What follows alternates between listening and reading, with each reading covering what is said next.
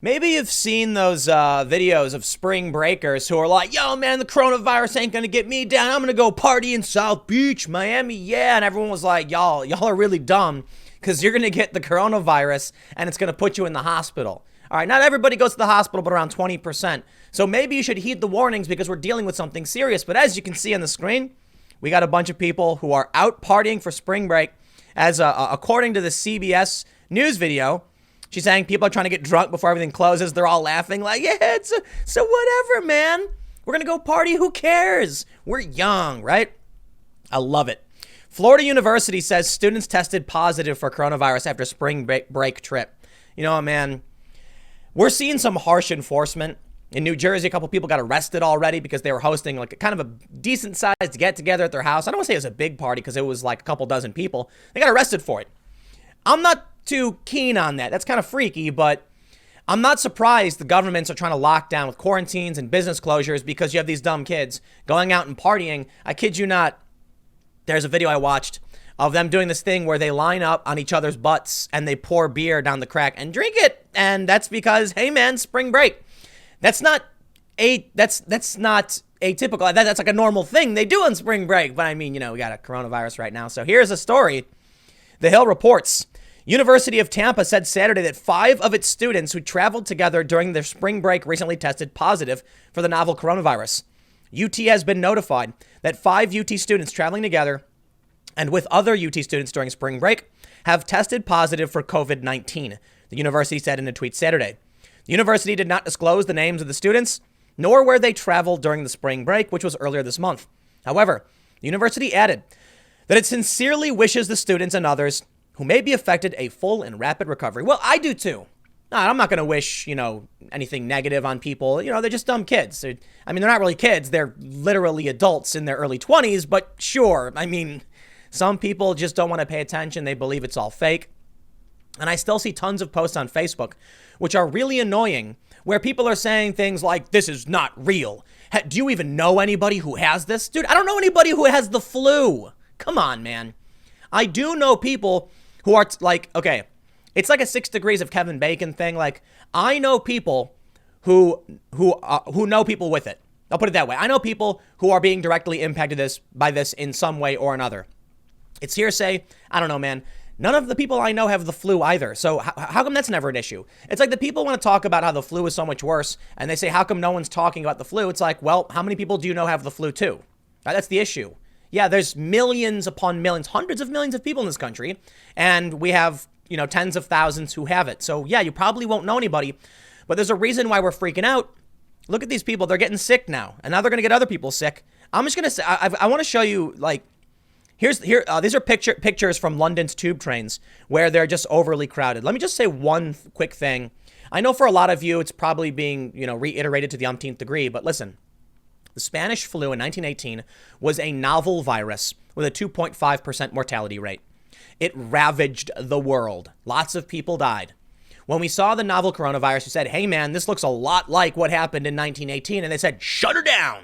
So yes, the numbers aren't there because we're freaking out because it looks so similar to the coronavirus. Dare I say those who don't remember the past are doomed to repeat it.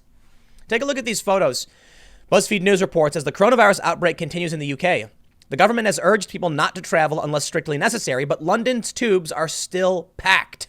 The UK is going to become the next big epicenter, if you were to ask me. Italy, man. Have you seen the videos out of Italy? These hospitals? They're scary, man. It's really scary stuff.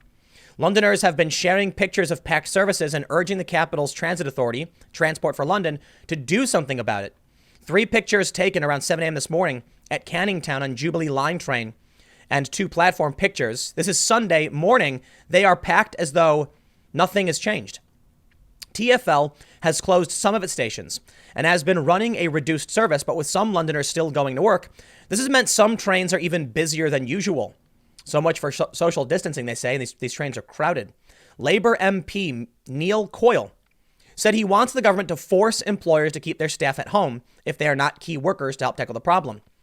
A constituent who is not a key worker sent me this photo this morning. He is being forced to work by his employer. This was his tube journey. I've asked government to consider prosecuting irresponsible employers taking risks with other people's lives and our NHS. That's kind of backwards, isn't it? You're going to go after the company. The company's not telling you to take the train. You made a choice to work for that company. That's weird to me. I'm not a fan of companies making their employees come in. In the U.S., across the board, we're seeing non-essential workers be told to stay home. Places are locking down faster and faster. But at a certain level, the individual is responsible, right? Like, you're the one choosing to get on that train and disregard the orders of the government. On Sunday, TfL emailed customers saying the number of people using our services has fallen dramatically, but we need even more of you to stop traveling. Yet here's more photos and videos. There are more confirmed cases of coronavirus, and there have been more deaths in London than any other UK city. But Londoners are still crowding together on the tube.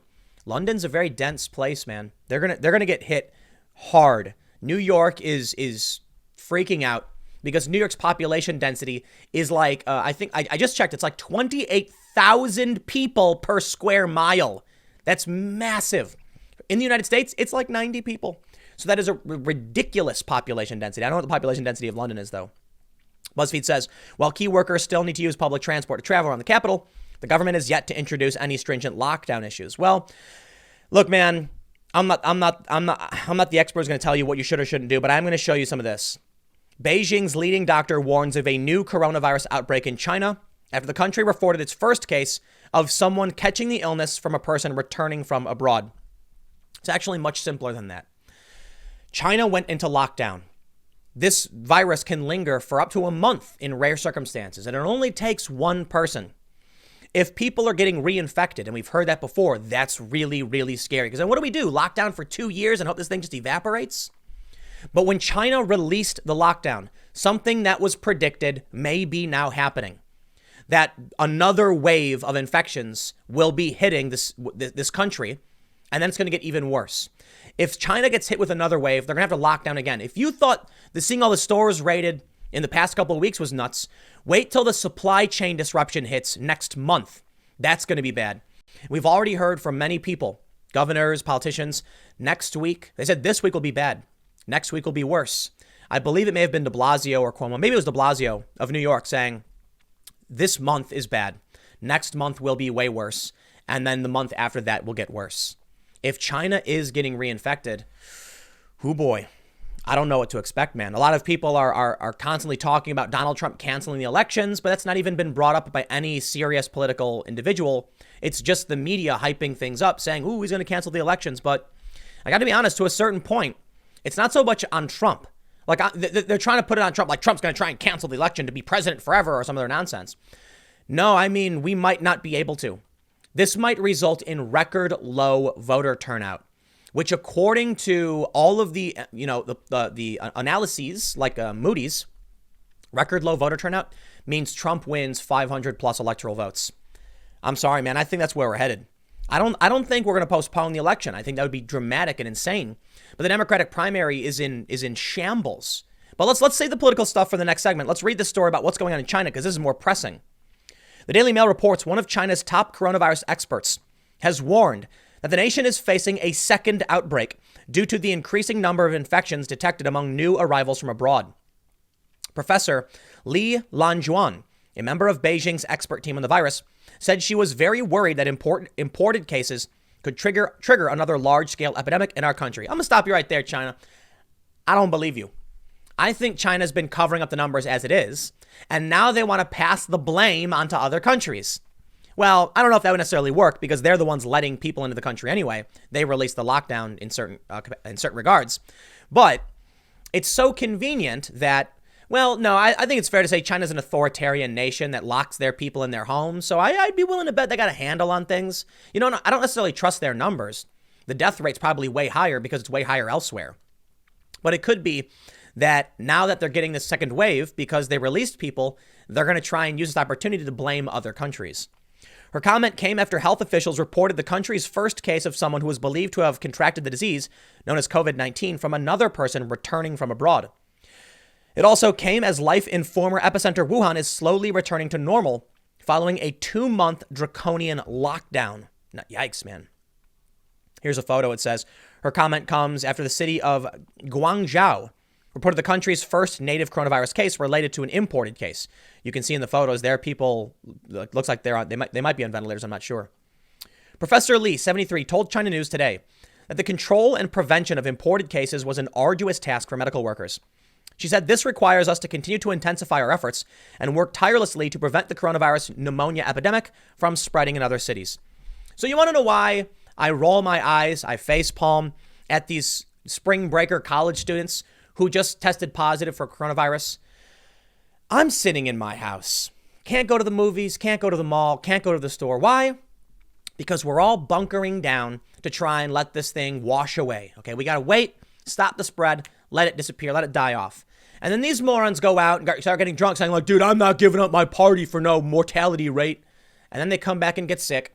They've probably already spread it to several other people. I think the average is on the low end, maybe like 2.5 people to 3 people, maybe 3.4. And you end up spreading it to that many people. So these college kids want to go out and be dumb and get everybody sick. And now I got to stay in my house because of that? Come on, man. I want to get back to going to the movies. We had a bunch of movies come out. I mean, it's cool what they've done. Universal's released them. They're on Amazon. You can watch them, I guess. But the theater is a special moment. You know, you popcorn, you hang out with your friends. So we're all locked down now. It's not just that. That's me. I'm being a bit facetious. I'm being a bit silly. But let's be real. With these college kids going out and partying like this, guess what? That means you can't go back to work. That means you lost your job because of these dumb kids who want to shotgun a beer on the beach and now got sick and are getting more people sick, which is going to extend the duration of the economic lockdown. That's what's so annoying about this. Now, we're going to be locked down. And the reason why I'm showing you the Beijing stuff is because it's very likely, according to many other outlets, MIT Technology Review, that the moment we lift the lockdown, we're going to start seeing another increase in cases in the following weeks. We are going to see a ripple effect because it's novel and nobody has immunity to it. We're hoping to slowly build up herd immunity, which can take some time. The U.S. has a plan that might extend 18 months. Some people have said it could be years of lockdown every 2 months and then opening up for a month and then locking down for 2 months. And the more people do this, the longer it's going to go on for. Man, dumb kids. This is a challenge when you have a country that's very, very, anti-communal is the right way to put it. Now, it's funny because you'll see, often you see these communist types who talk about the greater good and all that, but they're all some of the most selfish people I've ever seen. A lot of college kids, right? It's kind of funny. I don't think these kids that are out partying are necessarily socialists, but they just don't care. In Ohio, I believe it was the governor who asked people to rally around Old Glory, put up that American flag. We're in this together. That's the kind of spirit we need. So in this, there's something interesting. We'll see what the backlash is to these kids getting sick, because now it's going to ripple out. We're all going to be put up for it. But I think we might be seeing we're definitely seeing a resurgence of nationalism. Bernie Sanders and Trump have both called out these failed globalization trade policies, how they've created serious vulnerabilities. And now with the global pandemic, we don't have the supplies we need. Many people are saying Trump needs to hard invoke the Defense Production Act, like go to these companies and say, boom, make some masks, make some ventilators now. And apparently hasn't done so. But that's amazing coming from Democrats, that we need to secure our borders. The New York Times wrote a story saying by the time we secured our borders, it was already too late. Wow. What a vindication for nationalism coming from the New York Times. And which politician has been screeching about borders? Donald Trump. Now, there's some funny things I can point out. Trump tweeted, this is why we need borders. And then, oh man, this is so silly. Chris Cillizza of CNN said, viruses don't care about borders. And it's like, do they think the viruses are like giant creatures with briefcases, like walking down the desert? Oh, what's this? No wall. Let me mosey on in. And they walk in. No, the viruses are carried by people. And we need to be able to track the people that are sick so we don't get sick and our medical system doesn't collapse. Then I saw one that was really funny from a journalist. And they responded to Trump saying, what did they say? Planes don't care about walls. And I'm like, not every border has a wall. Oh, man, there's nothing you can say to these people to convince them. When the virus started getting bad weeks ago, I said something on Twitter like, people are going to be really glad we have a border wall when this pandemic, goes nuts. And I got slammed by a bunch of people saying like, the viruses can go through walls, dude. No, they can't. Like literally in the air, sure. But then it falls on the ground and dies in the desert. It doesn't last that long. It's going to land on the ground. It's not going to be anything. It's people. Yes. When you fly over the border, did you know we have borders at airports? So this is what's going on. Right now, China is experiencing a potential second outbreak. Predictable. We're going to need to hard lock down our borders for quite some time. It sure is a vindication for Trump, yes. But it also shows that borders are increasingly necessary. And it also shows, to go back to the main problem, why these people partying were so stupid to do so. If we have to lock down our borders and even to a certain degree restrict some trade because there's going to be less business meetings, now essential travel should be okay, we are taking a severe economic hit internationally. And international trade is a big factor in our economy. So now, because we're going through all this, I'll just wrap this all up right here. These dumb kids going out and partying, getting sick, means that our international lockdowns must remain in place for some time as well. Can you just be responsible for 2 seconds, man? This is what bothers me is now you're going to see a bunch of people begging for authoritarianism. They already are. One of the top trending tweets today was lockdown now. And several outlets have said, Trump, please lock the country down already. Oh, no. If only people were more responsible. But this is the big problem. Americans, staunch individualists, I get it. But a lot of them are irresponsible and inconsiderate. They do not want to do anything for the greater good or for the betterment of our community. They don't care. They want to go party, and that's it. And now they're sick. Fine, whatever. I'll leave it there. Next segment will be coming up at 4 p.m. at youtube.com/Timcast. It is a different channel, and I will see you all then.